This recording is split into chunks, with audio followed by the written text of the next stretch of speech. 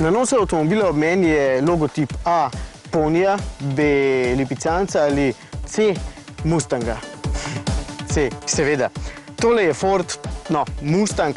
Zame osebno največja ikona ameriškega avtomobilizma, kljub Corvette, Camaru in ostalim avtomobilom, ki so že pred 50 leti obračali glave. In jih v bistvu še danes. Vse verjetno poznate zadnjo reinkarnacijo filma Gone in 60 Seconds, v katerem je imela zelo pomembno vlogo Eleanor, tako so namreč poimenovali Mustanga iz leta 67 in od takrat naprej bi vsak hotel imeti Eleanor. V bistvu tudi jaz, če sem čisto pošten. Ampak tale je novi Mustang in pri Fordu so poskrbeli, da izgleda dovolj dobro, da ne boste vzdihovali samo za starimi Mustangi. Bojda pa se tudi dobro pelje, ker ima zadaj neodvisno vzmetenje. Na Mustangu serijsko prvič. Tako ali tako pa so celoten avtomobil za nas Evropejce malce izboljšali, da bomo tudi mi zadovoljni. Za dobrih 43 000 evrov je tole verjetno eden najbolj markantnih avtomobilov. Agresiven nos in zajetna rit poskrbita, da je na cesti vsekakor opazen. No, pri notranjosti pa so se Fordovci pohvalili, da niso sklepali kompromisov in so uporabili samo najboljše materiale. V bistvu so materiali res kar ok, niso tako zelo ameriško-plastični, niso pa na nivoju kakšnega Focusa. No, mene so kupili že s tem napisom na merilnikih Ground Speed. Se kakšno pa drugače kot Ground Speed, ampak sliši se pa dobro.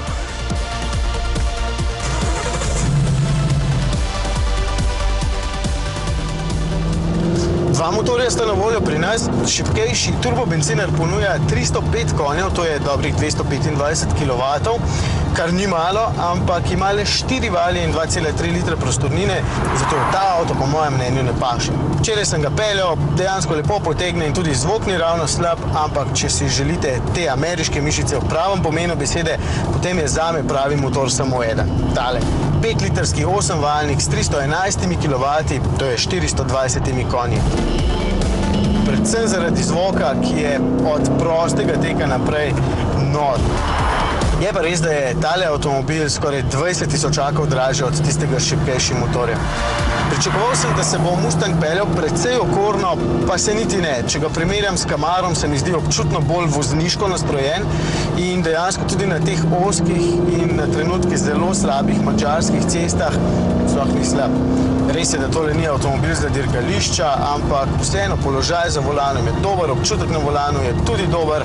Res je pravi ameriški mišičnjak, kar pomeni, da nazaj zelo slabo vidim, naprej pri pokrovu motorja nič, ker je škatlest in zelo visok, ampak tako pač je, to je treba vzeti v zakup. Menjalnik je krasen, kratek in hiter, je pa res, da hitro prestavljanje onemogoča predolg hod sklopke. Ta mi ni najbolj všeč. Tudi te dva sedeža sta super, lepo objameta hrbet in sta dovolj udobna. Imam pa spet pripombo, ker za tiste, ki smo malce nižji, nista najboljša. Mene denimo tlele v tem predelu moti, ko premikam roko, denimo, ko prestavljam. Vseeno pa je občutek med zavoji zelo dober in tudi konkretno nabira hitrost avtomobil. Za take ceste je s tem motorjem skoraj prehiter. Poraba goriva me v tem trenutku dejansko ne zanima, vem pa, da vas. Lahko vam povem, da je manj kot 14 litrov, kar se mi sploh ne zdi veliko, glede na to, da se že cel dan z njim kar konkretno preganjam. Je pa res, da to tudi ni avtomobil, s katerim boste vsak dan delali ne vem koliko kilometrov, zato naj vas poraba ne zanima kaj dosti.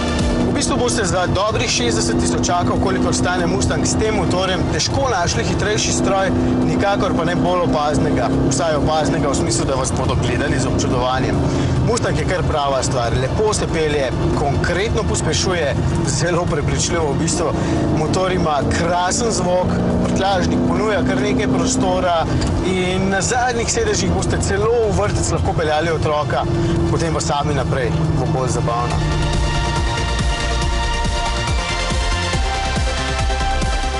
Seveda pa si Mustanga lahko mislite tudi kot kabrioleta s platneno streho, spusti se v samo nekaj sekundah, je pa res, da je pri tem manevru treba stati na mestu, oziroma lahko se peljete največ 5 km/h, torej na mestu, in brez skrbi, vsi vas bodo opazovali.